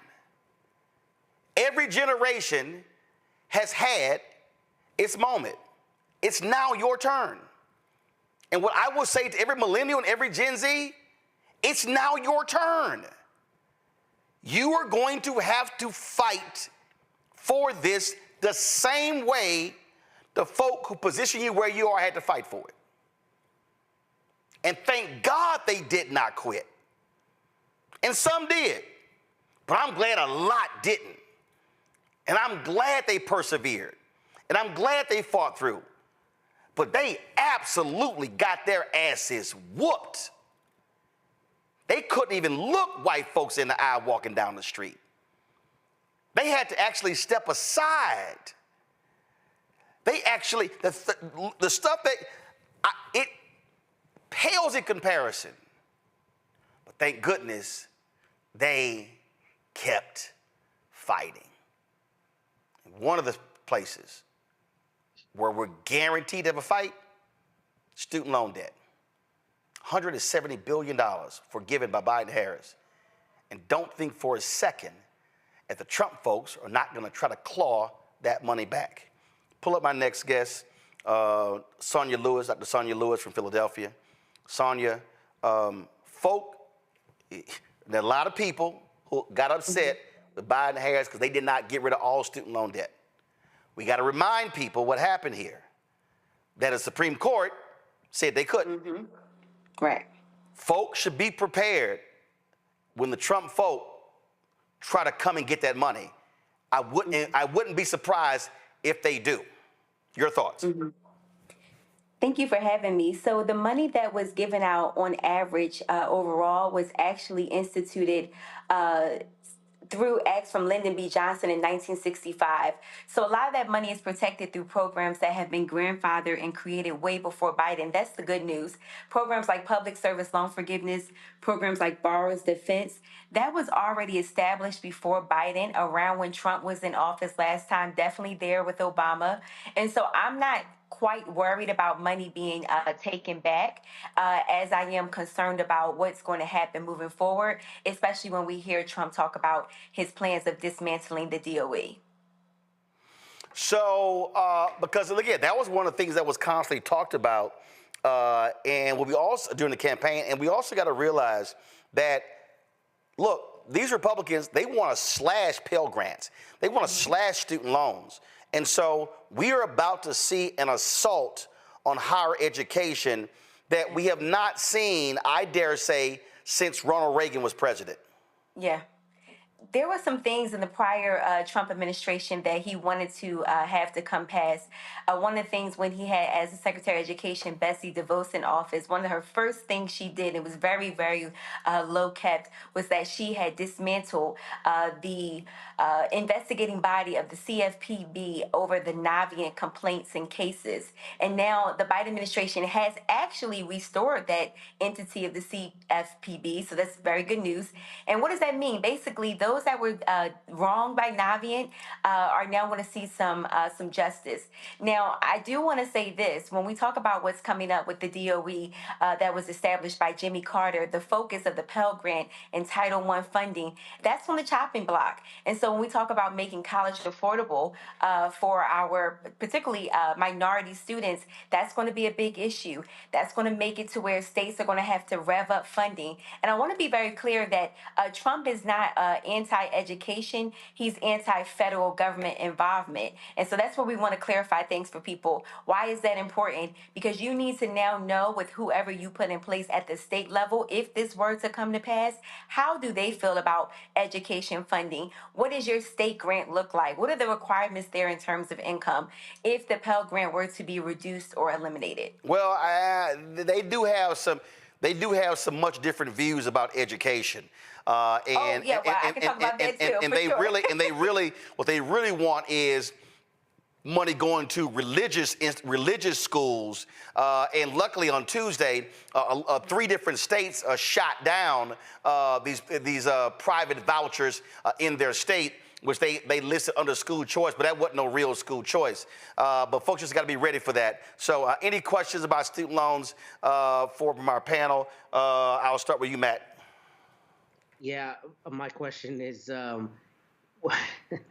how realistically could Mr. Biden just wipe away student loan debt? I paid my student loans the other day, and I keep thinking, if this is a time for presidential immunity, it is getting rid of my student loan debt. But jokes aside, I mean, is there anything that this administration could do in the short term or that you anticipate they might do in the short term to alleviate stress for people who are paying student loans? So technically, that's a great question. He has authority under the 1965 Higher Education Act to do so with Secretary Cardona. It would just cause a big uproar. And to be very honest with you, I don't know, like let's say tomorrow he actually put that act through as an act he could do, right? But then it's like by the time they actually cleared your student loan debt, could that happen before January 20th? And what type of litigation and legal troubles could it face and be kind of where we're already at? So what we want to to focus on is what can you take advantage of now that is in place still before January 20th. You must act like your student loans are on fire. And so what that means is you need to be aware of what repayment plans are available to you. The SAVE plan is on hold, and I'm going to be honest with you, I don't think it's coming back. That was the plan that was supposed to forgive and also reduce student loan payments. So now we have to look at some affordable options. The next thing is, are you in a place where you can receive credit for public service loan forgiveness? There's a program called TEPSLF, Temporary Expanded Public Service Loan Forgiveness. Well, that program technically ended in October of 22, but the Biden administration has kept it on with some provisions, but that may go away. So all of the people that are watching tonight, if you ever worked in a non or not-for-profit field, education, government, 2007 to 2022 of October, you need to get that credit for working in those fields now, regardless if you ever made a payment, as long as you were in good standing or not in school. We've got the Borrower's Defense Program that you may be eligible for.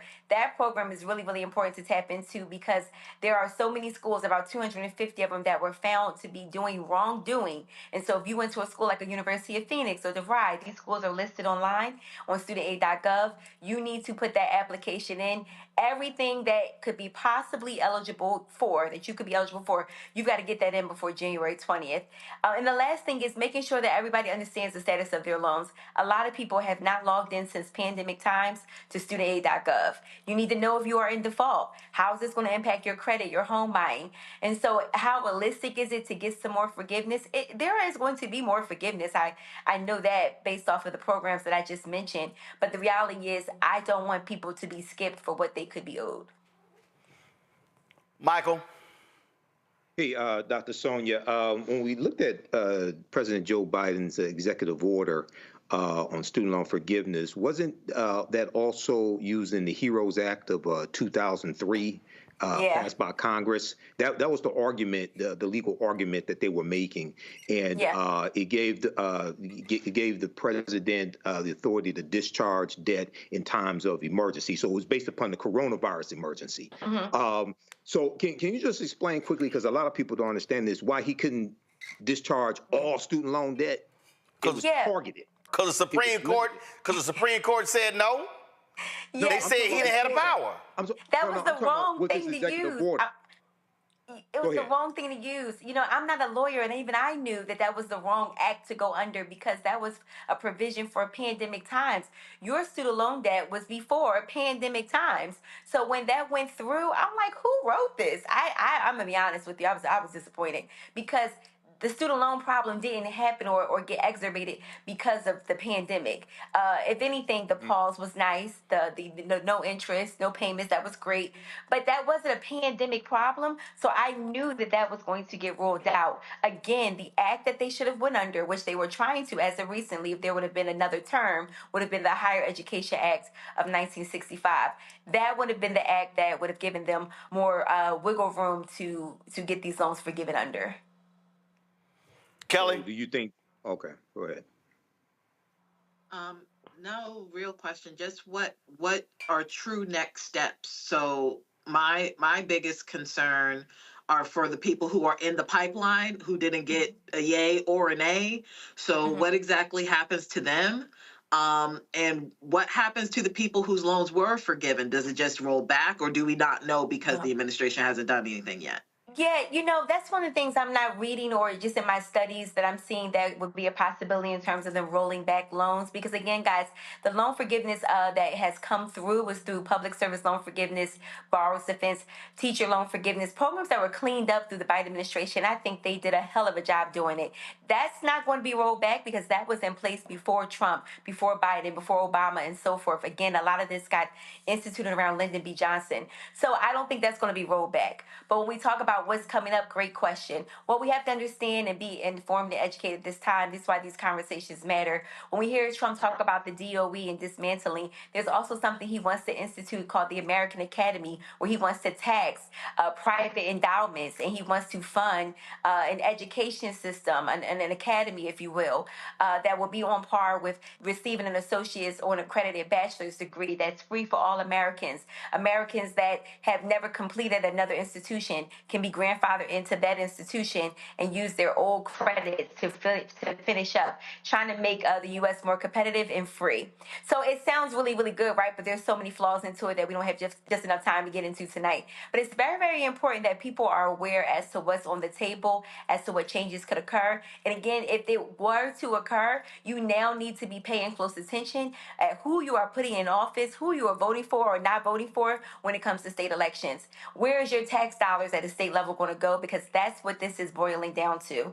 And so when we talk about people being prepared, well, they've got to be prepared for repayment. This is going to be the first year in about 4 years that they're going to actually be able to garnish tax wages. So if you were expecting a refund check, but your student loans are in default, that's not coming. And then right after that, they start garnishing your wages. Your credit score has probably fallen, and as of October 1st, if you were behind on your student loan payments, because that's when it started to report. So there's so many things that people have to be aware of, that this is not yesterday's student loans.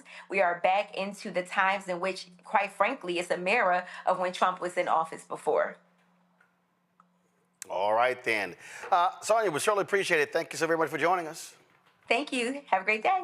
Folks, 7 years ago, after Donald Trump held his news conference at what happened in Charlottesville, I did a commentary on the Tom Joyner Morning Show that we also simulcast on TV One.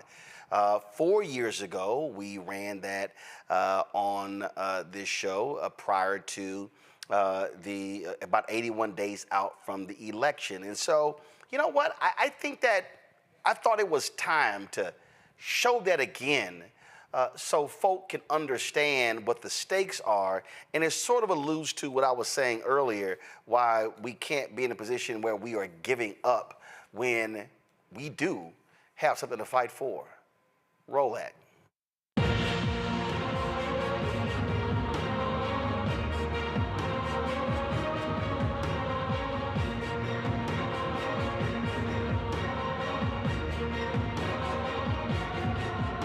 Let's get right to the issue at hand. Y'all have already been talking about it. We've been discussing it right here on TV One. After yesterday's despicable news conference by President Donald Trump, I was in my car trying to decide what is it that I wanted to listen to put into proper context my feelings about what we heard. And I thought back to the first black woman elected from the South since Reconstruction, Congresswoman Barbara Jordan of Houston. Here's what she had to say in 1973 at the Watergate hearings. Earlier today, we heard the beginning of the preamble to the Constitution of the United States. We the people. It's a very eloquent beginning. But when that document was completed on the 17th of September in 1787, I was not included in that we the people. I felt somehow for many years that George Washington and Alexander Hamilton just left me out by mistake. But through the process of amendment, interpretation, and court decision, I have finally been included in we the people. Today, I am an inquisitor, and hyperbole would not be fictional and would not overstate the solemnness that I feel right now.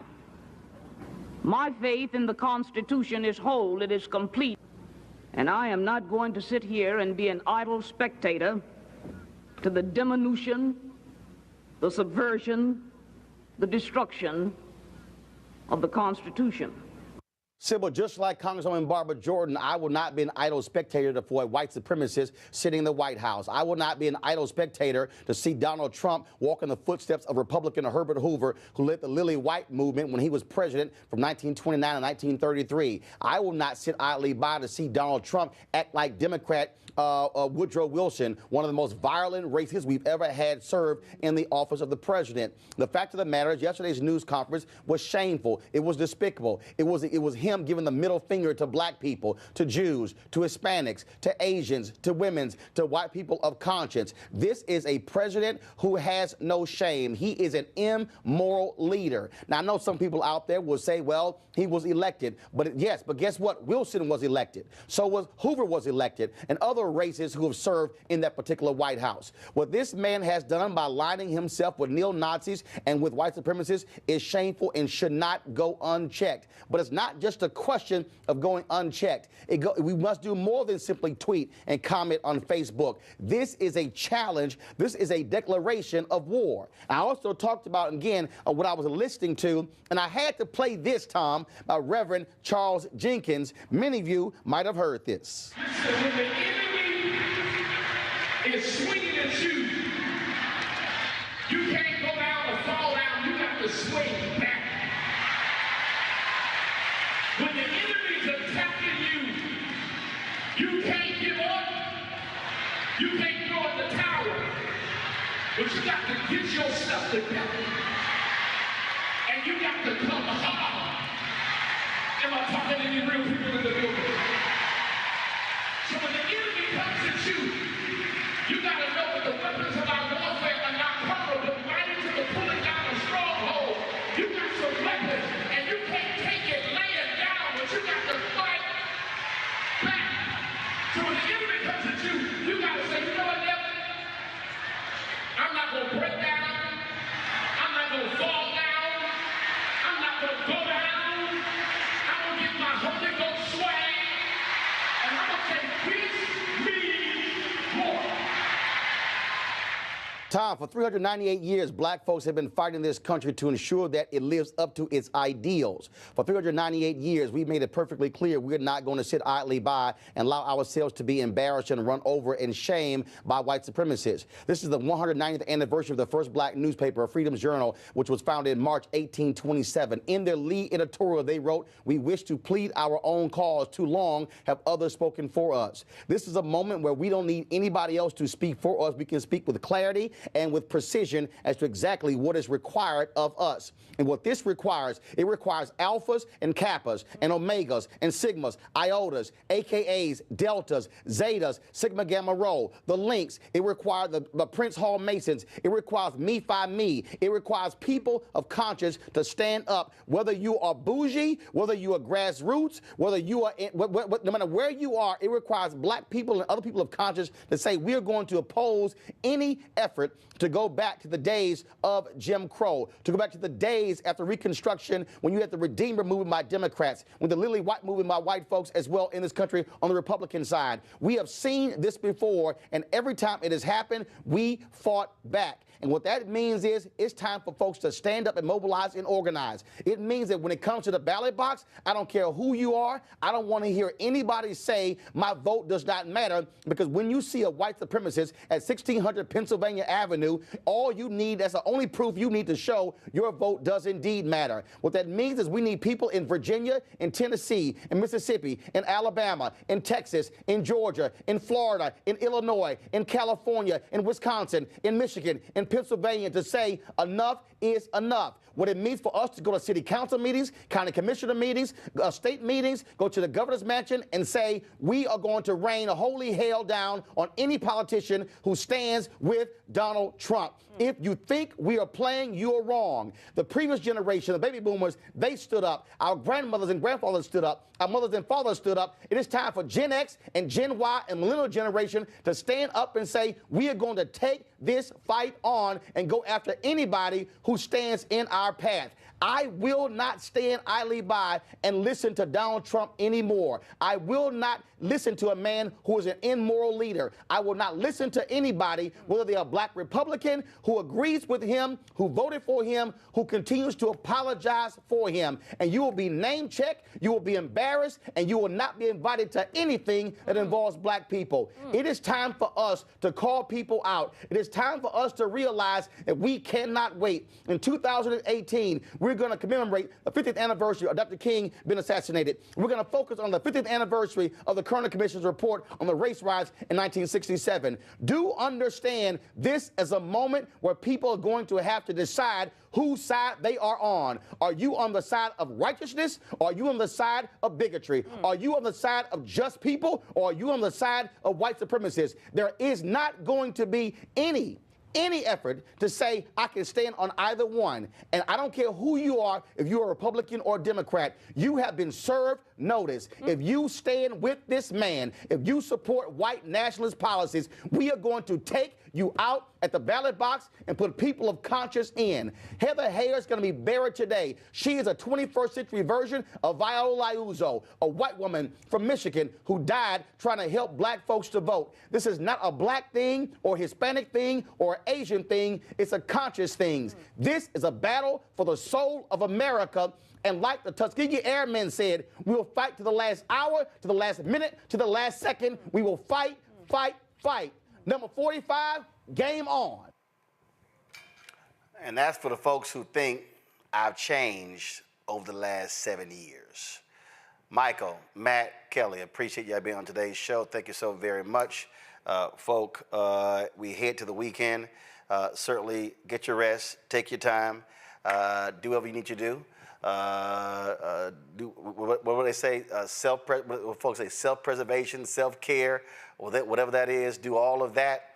But trust me, as long as there's breath in our bodies, we better be fighting for what's right. Folks, don't forget, support the work that we do. Join the Bring the Funk fan club. Your dollars are critically important, especially at this time. Your dollars absolutely matter. Because again, we don't have billionaires and millionaires cutting us checks. The right wing, man, they got all kind of support.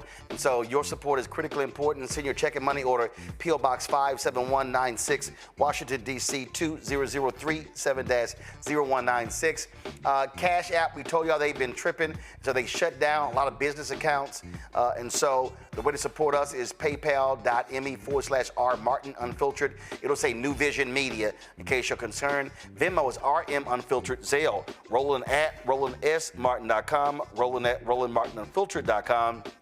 And of course, you can also download the Black Start Network app, Apple phone, Android phone, Apple TV, Android TV, Roku, Amazon Fire TV, Xbox One, Samsung Smart TV, and be sure to get a copy of my book, White Fear, How the Browning of America is Making White Folks Lose Their Minds. Available bookstores nationwide. Folks, we always end the show on Friday showing you all of the names of the people who have donated to our show. It exceeds now 31,000. Keenan, let me know what the new number is. And we thank everybody who has given to this show in the 6 years since we launched September 4th, 2018. And trust me, we're going to keep fighting a good fight. Our goal is to raise an additional $2 million next year so we can launch additional shows. We would love to launch a show with a millennial host, a Gen Z host, getting their voices out there. And so please support the work that we do. Folks, y'all have a great one. Holla!